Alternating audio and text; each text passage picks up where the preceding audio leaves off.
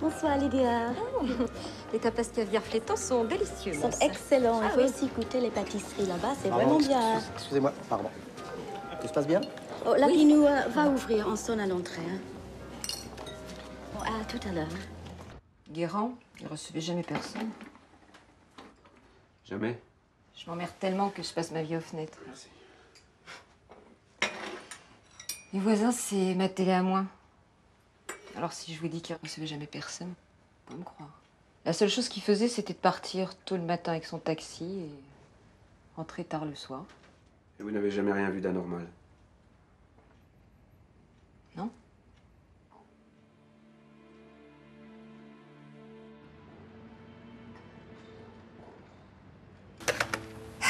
Votre ami Rudy vient d'être écroué à la prison de la Santé. Mais qu'est-ce que ça veut dire? Que le juge a décidé qu'il avait suffisamment de preuves pour arrêter la garde à vue et le mettre directement en prison préventive. Ah non, mais ça, c'est pas possible, il est innocent. Dans un sens, c'est plus pratique pour nous. Les limitations de droits du détenu applicables lors de la garde à vue s'arrêtent et il tombe directement sous le régime général des personnes incarcérées. Ce qui veut dire que je peux aller le visiter dès ce soir. Et moi, quand est-ce que je pourrais le voir? Je peux demander un droit de visite, mais ça ne sera pas immédiat. En combien de temps on peut l'obtenir? En moyenne, 48 heures, pas avant. Mais je peux lui parler pour vous, si vous voulez. Marine veut me quitter.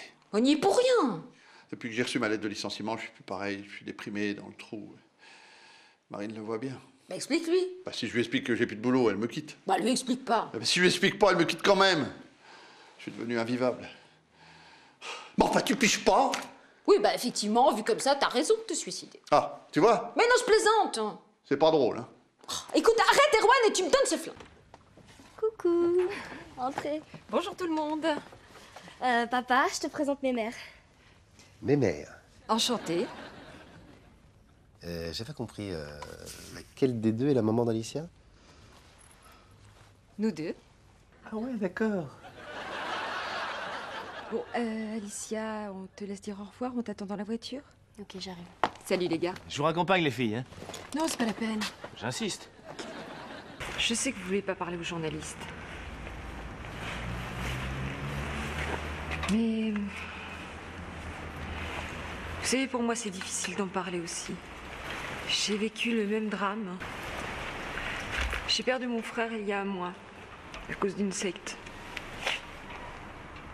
J'ai besoin de savoir ce qui s'est passé. J'ai besoin que vous me disiez des choses.